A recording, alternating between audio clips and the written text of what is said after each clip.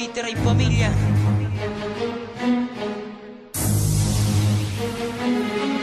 Humanda sa paglapag ng mga Makatan, liberal kami ang tagaong sigat. Di na kayo magtatagal sa intablado ng tanghal ng mga bobong animal. Ito'y panapo sa mga kalaban na puro lamang angal. Sa pagbitaw ko ng tula, kalabang ko ay kritikal. Ako'y brutal sa pagsulat, sa pagbastar sa mga tanga.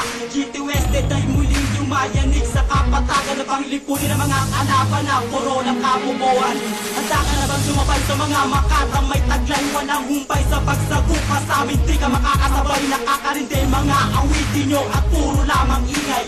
Cavite Ray mo stress, isang bagsakan na matitibay. Sa puna naman ng mga bobo sa muli kong pagsalakay. Ang awitin kong ito ang natatangi kong patnubay. Ibibitay ang mga kalaban na sa amin nagkasala. Katumbas ng mga salita ay barel lamang at bala. Nakapalaga pa ba sa mga katagam? Bibitaw ako sa harapan ng mga kalaban na sinisilaban, sinusulog ang kanilang kaluluwa. Sa ako sa pangalawa na may tila na pandigmaan. Tatapat ka at sasabay ka sa mga Makatang patugmaan. Ang lahat ay tatamaan gamit ang aking mga salita. Surog ka sa akin na para kang tinatapakan ng aking paa.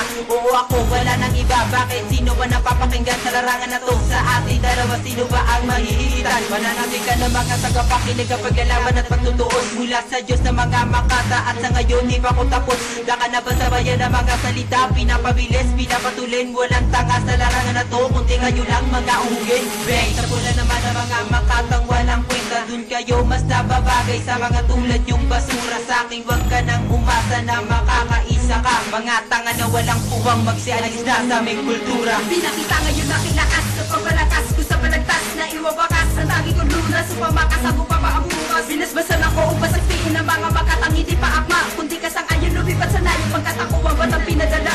Upang wasakin ng mga aspeto ng mga Makatang hindi padala. Cavite Ray masamahan na kinabulatan niya yung sige wari niya para. Puro Tagalog aking lingwahe, di kailangan ng iba salita. Mag-iiwan ng mga marka na hindi mo kayang burahin na parang pita. Nakakasawa ang mga kataga na wala pa rin namang ipinagbabago. Isang kumpul ng mga tangaan, nag-aangat pa rin na maging moderno. Sa pamagitan ng kwaderno, di lahat naman ang kaisipan. Mensaherong tagapagpadala o panlipunin ng kasamaan. Binalaga ng mga kalaban at siniraba ko na ang banatan. Winakasan ng kahangalan at katangahan walang karapatan. Di kailangan sa larangan na pinamunuan ng mga buang sa patugmaan at patagisan. Sa palaliman at kawakasan. Parang Makatang literal na di mapigilan na pag-atake. Di matibag sa datahan na parang grupong militante. Nagmula pa sa Cavite, pugate ng matatakang sang hampas ko lang sa may laat ay magsisipag kapag sa aking palaga. Animi isang bobo na laglag. Di ka na makakatama sa mga kataga na ibinalagbag ng aking tilang mapangaas na daig pa ang budyerno. Tatapatan ng salita na kasilawag ng disyerto. Kasing init ng impyerno. Ang utak kong matalim na tumitira sa balagtasan ng panbiin na palihin. Wala pa to sa kalahati, isa pa lang patikin. Di mo na naisin na kalabanin pag ako ay nagdilim. Ito ang atas nitong balakas sa mga nagmamatigas. Pinakamataas, pinakamalakas sa mga nagpapangaas. Hindi mo na kayang tigilan pag ako ang bumikas. Ako si J. West, isa sa Cavite Ray na pangwakas.